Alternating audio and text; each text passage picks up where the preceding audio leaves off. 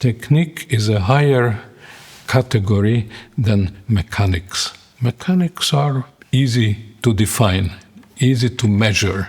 That's why somebody like Alfred Cortot, one of my idols, who plays trillions of wrong notes, but the sound is so magical, and so Cortot, paradoxically, is a pianist with some of the best technique.